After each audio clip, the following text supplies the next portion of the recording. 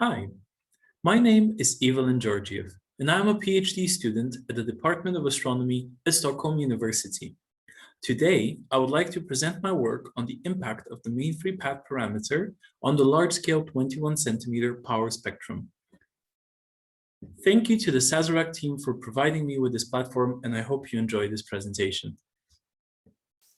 I would first like to give a very brief introduction of the Epoch of Reionization and on the power spectra of the 21 centimeter signal. With that said, I will continue by investigating the terms comprising the 21 centimeter power spectra and discuss what insight we can gain from decomposing the signal's behavior. Afterwards, I will briefly discuss the physics of the mean free path of ionizing photons, and I will introduce the simulations we use in this study. Lastly, I will introduce the large-scale bias and discuss our findings. So, the early universe after the period of recombination is almost completely dominated by neutral hydrogen. Due to its hyperfine structure, the proton and electron within the neutral hydrogen atom can be arranged in two possible states. The transition to the lower energy state can result in the emission of a 21 centimeter photon, and while the chances of it spontaneously occurring are relatively low, simulating emission or absorption can occur depending on the coupling mechanism. All the while, neutral hydrogen will coalesce in the dark matter halos and facilitate the formation of the first ionizing sources, which will in turn begin to ionize their environment. With the formation of the sources, the produced radiation will begin re-ionizing the universe, ionizing the neutral hydrogen and removing the 21 centimeter signal. This will initiate the Epoch of Reionization, EOR, during which the universe will transition from a neutral to an ionized state. This is perhaps one of the last phase transitions of the universe, and it spans a wide range of scales. The 21 centimeter signal might be one of the most insightful avenues into exploring the Epoch of Reionization. The past couple of decades have ushered in many advancements in radio interferometry, leading up to the square kilometer array, which is the front runner leading the field into a possible detection of the 21 centimeter signal. One of the first steps into examining a possible detection involves the studying of the power spectra of the differential brightness temperature of the 21 centimeter signal, which is shown in the equation at the top. In this talk, we refer to the dimensionless power spectrum. The example power spectrum figure at the midpoint of reionization is here to highlight there is a lot of complexity in the shape and amplitude. Within this work, we wish to study this complexity and answer two main questions. Can we use the 21 centimeter power spectra to study cosmology? What scales are appropriate scales of cosmology? And what can I do to study these effects? So I studied the large-scale 21 centimeter power spectrum throughout EOR and the impact of the mean free path. I investigate bias models using reionization simulations and I extract the density power spectrum. Okay, firstly, let's return back to the power spectrum. To better understand the behavior of the 21 centimeter power spectrum, we decompose it using the formalism described in Litz et al. 2007. In the plot below, we divide each term by the signal itself, and we study the fractional contribution of each term at a k-scale of 0.1 inverse megaparsecs during the Epoch of Reionization. The take-home message is that the 21 centimeter power spectra is dominated by the density term early on, seen in red. The signal equilibrates at a globally averaged neutral fraction of around 0.88, after which the signal can be described using the neutral hydrogen autocorrelation, the blue term, and the cross power spectrum, seen in green. The higher order terms play a less significant role during EOR, gaining importance during very specific periods, such as equilibration and the end of EOR. To reiterate, prior to equilibration, the 21 centimeter power spectrum is dominated by the density autocorrelation component, which is seen in red. After equilibration, the 21 centimeter power spectrum is dominated by the hydrogen autocorrelation component, which is seen in blue. Now let's consider an example looking at the power spectra at various K scales when the universe is roughly half ionized, so the midpoint of ionization. The neutral hydrogen autocorrelation, which is seen as in blue, is the dominant term describing the 21 centimeter power spectrum, followed by the cross term in green, which however is a scaled copy on large scales.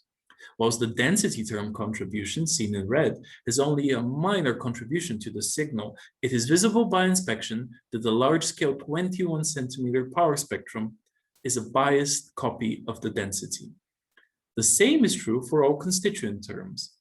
This remains true up to the middle K values of the power spectra, where a specific bump feature occurs around K scales of 0.1 inverse megaparsecs for this simulation, and is often related to the characteristic peak of the bubble size distribution. In layman's terms, this feature marks the transition point between whether the signal can be biased against the density power spectra and thus separates the cosmological component from the astrophysical component of the 21 centimeter power spectra. Whilst it is tempting to attribute this to the characteristic peak of the bubble distribution, our findings indicate that this feature is closely related to the mean free path constraint employed in the simulations. Hence, we study this in further detail. Now, let's take a quick detour. In the chessboard of EOR, it is a battle between sources and sinks. The sources themselves have various properties ranging from how efficient they are at producing UV radiation to how many of the photons escape and what types of sources produce them. Sinks are more mysterious in general. The intergalactic medium, which although not as densely populated, will absorb UV radiation. The other effects are the recombinations and unresolved dense systems, which both introduce more neutral hydrogen and ionized hydrogen regions. For this, we have included subgrid routines. In general, the mean free path is a collective umbrella term which captures the scale of this effect, and it will determine how the large-scale signal behaves.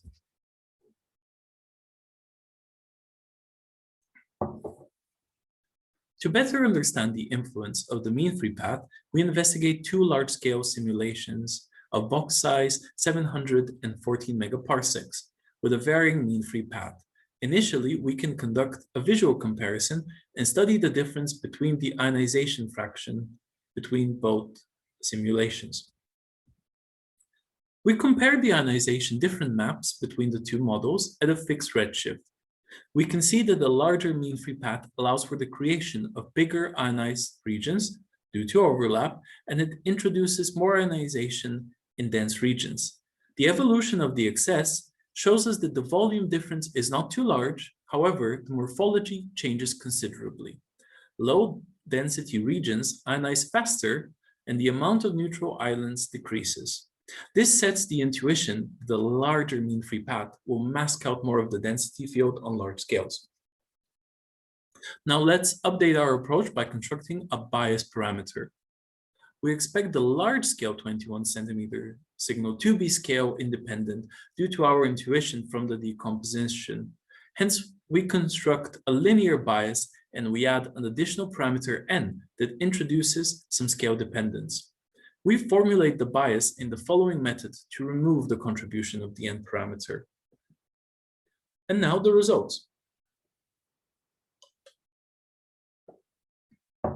We study the bias throughout the epoch of reionization. Early on, the bias shown in dotted lines is particularly flat and indistinguishable between the models, as the mean free path has not made its mark. At the midpoint, the bias, now in solid lines, already tells us something about the bubble size distribution. The uniformity suggests that the peak of the distribution is similar between both simulations. However, C lambda 70 has larger regions which slightly boost the signal of the bias. Late on, the dashed lines, the difference in the scale dependence is visible as both models have reached their respective MFP constraints. Taking this empirical formula for extracting the K scales of the break for each simulations, we see that it's very much the mean free path constraint. This sharp break from scale independence gives us two gifts. The larger scales can be used as probes of cosmology with a scale-independent bias, and the break itself hints at the mean free path. However, out in the physical universe, this transition might be much smoother, considering the abilities of the sinc parameters. So let's summarize this talk. At scales larger than the mean free path, the 21 centimeter power spectrum is a biased version of the density power spectrum. The characteristic hump marks the transition point between cosmology and astrophysics. However, it can vary depending on the model. Based on previous estimates, the mean free path, we expect the transition to lie somewhere between k scales of 0.05 and 0.1 inverse megaparsecs. However, new results from Becker et al. 2021 derive a value of the mean free path to be around 3.57 divided by h co-moving megaparsecs at a redshift of 6. This mean free path value implies that scales smaller than 0.38 inverse megaparsecs could be utilized as a cosmological probe, further pushing the scale-independent regime into the middle K range within the range of sensitivity of telescopes such as the SKA. This was my talk. I hope you enjoyed it and thank you for listening. Feel free to reach out for me for a chat or any questions, and I'll be happy to discuss. Have a nice day.